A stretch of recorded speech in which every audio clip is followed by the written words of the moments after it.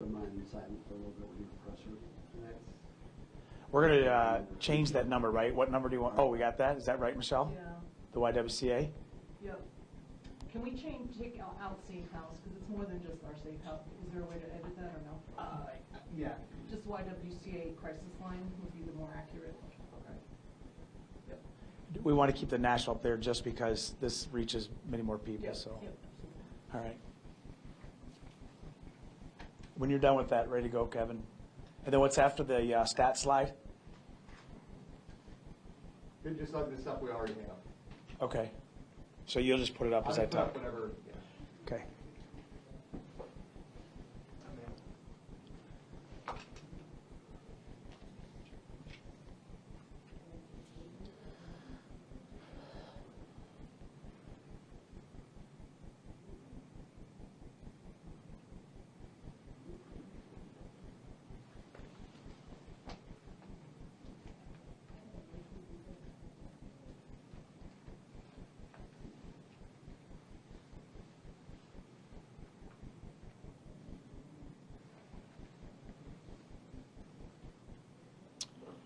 Afternoon, Sheriff Chris Swanson here. I believe we have the murder weapon, but we don't have Kelly. The weapon that I speak of is not a firearm. We've not confirmed it. We have lab testing that is being done as we speak, and it was recovered in Ogama County. I want to thank the sheriff, Sheriff Gilbert from Ogama, his detectives, the state police for their cadaver dogs. We were unable to locate where Kelly is, but the circumstances that unfolded so quickly, in fact, right here in front of the media, when we did our briefing, allowed us to dispatch an entire investigative team up to that area because of a call that came in by someone who saw this briefing. And I want to pause there by saying to our media journalists that have covered this case from all over the state, from Ohio and around, for those that are trying to help with social media spread the message and awareness, I can't thank you enough. It's critical. I just, before this briefing, contacted our Saginaw caller who called. What are we doing, Kevin? Okay.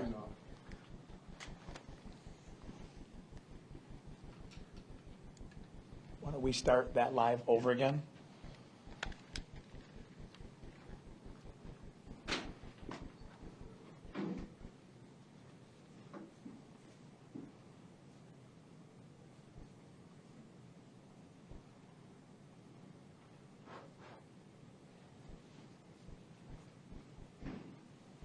Just keep it in front. Just connect. Tell me when we're going to start over. 1 second, please.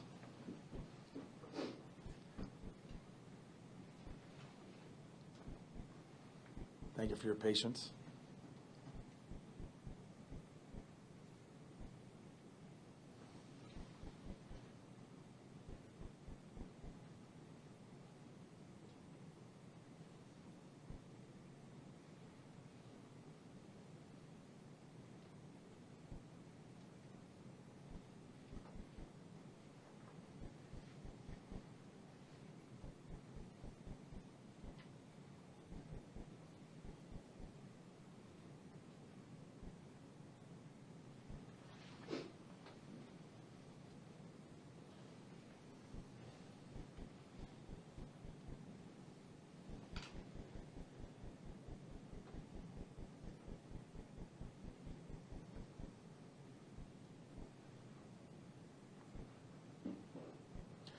Sheriff Chris Swanson here.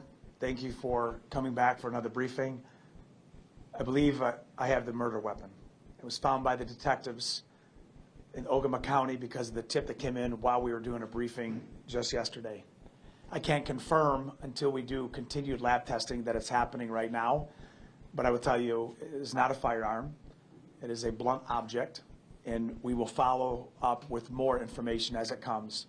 The reason why that's so important, because it's yet another piece of the puzzle that we can add to what happened to Kelly and where she is going to be found. The Ogama County Sheriff's Office and Sheriff Gilbert himself, along with Michigan State Police, their cadaver dogs that helped us search acres and acres yesterday in Ogama, Prescott, Michigan, I can't thank you enough. I can't thank the media enough, because it's your stories that are being covered from the Upper Peninsula all the way down to Ohio and beyond. For those that are sharing these briefings and adding in different tips, that's how we got to where we were in Ogama. Just before I came to this briefing, I contacted the caller from Saginaw County that called on Tuesday at 3 in the morning to identify where Higgins was and allowed our officers to engage. That's what we're going to need in addition to what's already happened. I want to thank Jackie Page and WWJ and the radio coverage that they've given us to cover all of southern and eastern Michigan, all the way down into Ohio, because it's those massive media platforms. Knowing that Higgins, from Saturday to Sunday, traveled down 75 into Ohio and back up 23, just keep putting that message out. For all the media here locally, I just want to say thank you. The family counts on you. We count on you. That being said, when that tip broke in Ogama, which was just yesterday, we dispatched a team of investigators to meet with those other agencies, and we met with the caller. What had happened on Tuesday was Higgins was at her house for nearly 10 hours. She had a husband who is no longer alive that was friends with Higgins, and out of the blue, he just showed up around noon on Tuesday.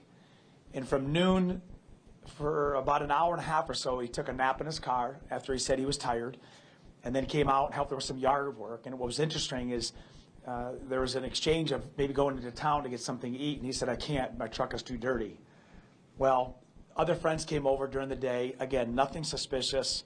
That's where we had recovered the weapon, because it was transferred at the time, unbeknownst to the caller. And later that evening, because of the briefing that took place late on Tuesday night, friends who were at the house called back and said, hey, that guy there is wanted. You need to protect yourself. Well, Higgins at the time was out in his truck. She came out, leveled a shotgun at him, and said, you need to leave. When he left, she called 911, and that's why I want to thank the 911 center and Ogama County Sheriff's Office, because that was able to put that piece together. There were some things that were said during that day. It has allowed us to continue to look in that area. He drives, and I think this is key to point, he drives a 2009 Ford F-150 that gets around 11 miles per gallon.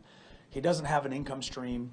It doesn't have a lot of money. So what we're thinking is it limits his ability to drive, which is the reason why he probably took Kelly's vehicle from Flint all the way down to Ohio and back. We know that Kelly had just filled up her tank of gas a few days before her last conversation on Saturday the 14th. So all these pieces of the puzzle, the reason I'm saying detail that I would never ever say in many other cases is because we're going to need community help on solving this case. I was talking to a senior investigator from another agency since retired, and I said, you know, many of these cases are considered whodunits. This is a where done it. We have the suspect, we believe. We are always keeping the door open. There could be other people. But this was a domestic violence turned homicide, and the suspect who has the information killed himself. Didn't leave us any clue other than what's been left behind. He was dumb enough to be coy, and that's what we're trying to put together. Where we go now is we still have teams up at Ogama. We did search a secondary location about 4 miles from the Tall Timber Trail address, the 4000 block, and they walked that area, and it didn't show fruitful, and we were able to close that out. But there's other areas up there, especially going into hunting season. We're going to have a lot of people walking properties, not just Ogama, but all the way down. If you look at the map of our scene, it is clearly from northern Michigan all the way down into Norwalk, Ohio. As I said, that 75-23 corridor is key. But anytime you see those pins, that's where he centralized. And we know that he stopped at that Big Daddy's truck stop. We don't know what happened in between there. Now, that trail and all those points, we believe that Saturday, Sunday was the white car.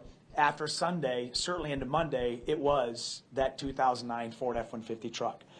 So for those out there wondering what's happening, today we had a phenomenal vigil. I want to thank all the people, Captain Macy to help set it up, to remember who Kelly was and what she can do for others because of what she lived through. And Michelle from the YWCA is going to talk in a bit about that. But we also have two types of investigative process. We have what's called Tier 1 and Tier 2. Tier 1 investigative paths or services that we do are what you saw live yesterday. We got a tip. We thought maybe there was a potential location. We shot a team up there.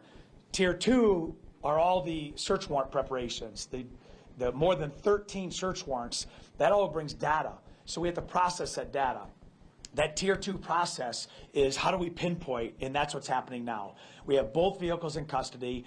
We have them secured. We are going through them to find out, was there a transfer from the white car into the truck? We're going to find out if there's any kind of DNA on that murder weapon.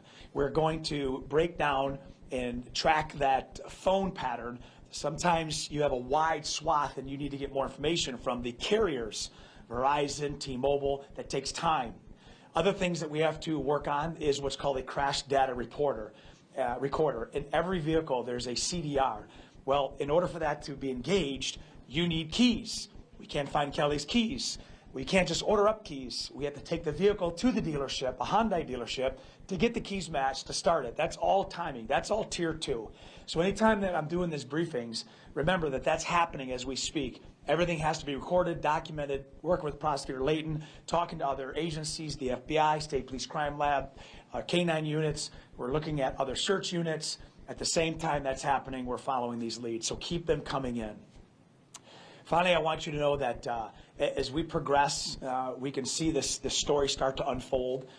And clearly it was a domestic violence situation, one that is all too familiar to so many people out there. So before Michelle comes up and talks a bit about that and why we're wearing these purple highlight ribbons, I want to answer the questions the media has, and maybe you have.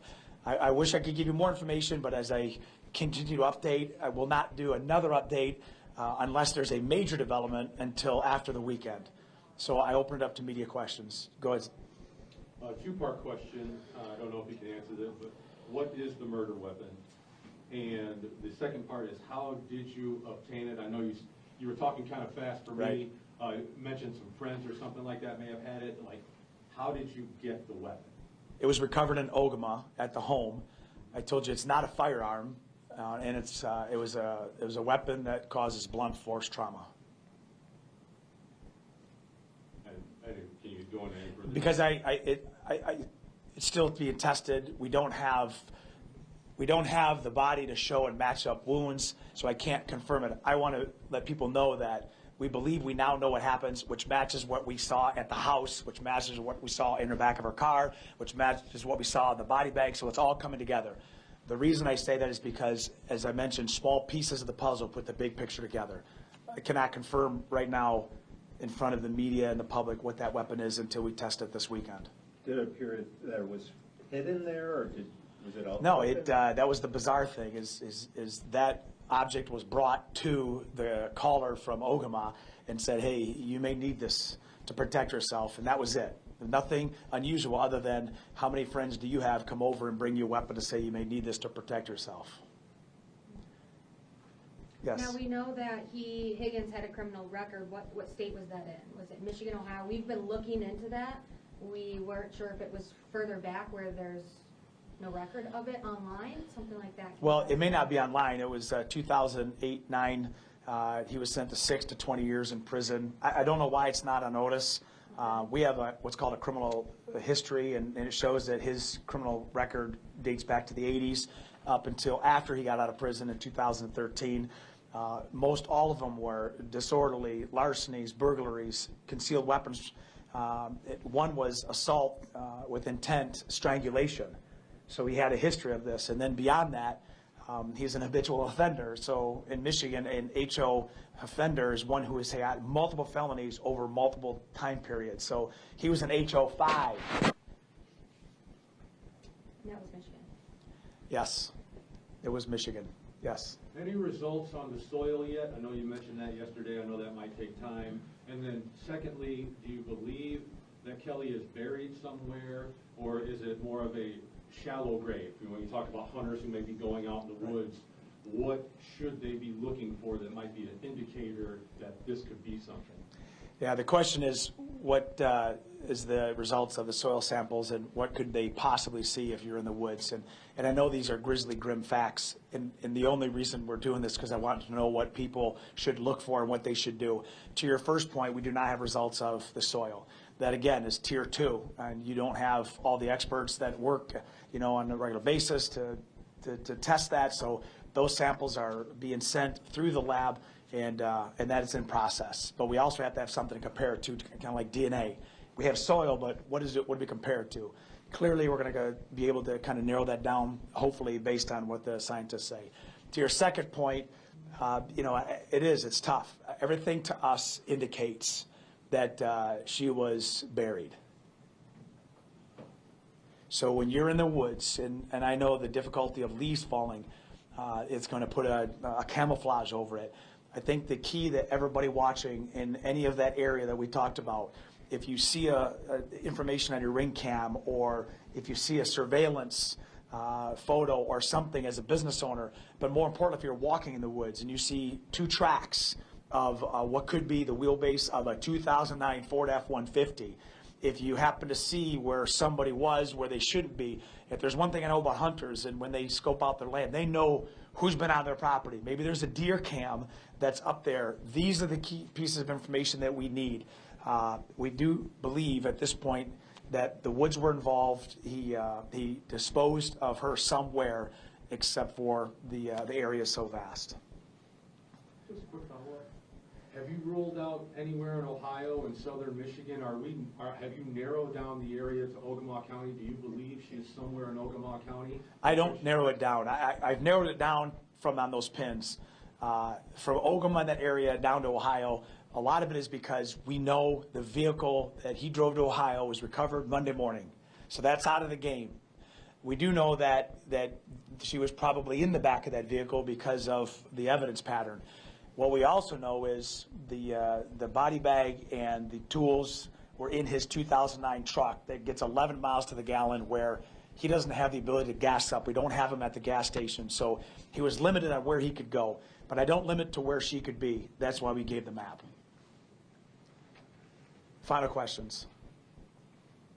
And I know, people living this out, it's the amount of community support that we've gotten is just so humbling, and we're so thankful to all those family members of Kelly and friends.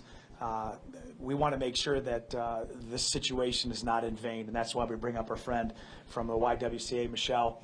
And, there may be some people, come on, right up tight shot here, that are going through something, God forbid, serious enough where this could be a potential. What do you say to our victims? Why are you here, and what can the Y do? Sure. Thank you, Sheriff.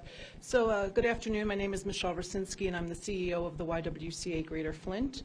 On behalf of the YWCA, I would like to share my condolences with Kelly's family, friends, coworkers, and everyone who knew her here in Genesee County. The YWCA provides comprehensive services for domestic violence and sexual assault victims. We have one-on-one advocacy support. We have a safe house with 32 beds, which is an emergency shelter for victims. We also have a 24-hour, 7 days a week crisis line that is available. So at any point in time that someone is experiencing domestic violence or sexual assault, they can call us and talk with an advocate. Even if you're not ready to leave the situation but just want to talk through, it's okay to call and have that conversation. We know that many victims suffer in silence and are ashamed of what's happening to them, but we want them to know that it's not their fault.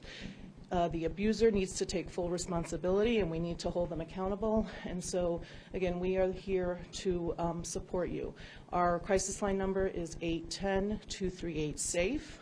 I know that October is Domestic Violence Awareness Month, and we start talking about this issue, but this issue is something that we need to talk about every day of the year because it happens in our community every day. And we're seeing that since 2021, the number of cases reported by Michigan State Police of domestic violence is increased. And since last year, it's increased by 7%. And so this issue is not going away. It's pervasive to our community, and we need to stay focused. And in memory of Kelly, make sure that we educate ourselves, make sure that we share information, ask questions when we see a red flag and think something's off, and provide support to someone who is saying that they are being abused. And that takes a lot of courage for them to do.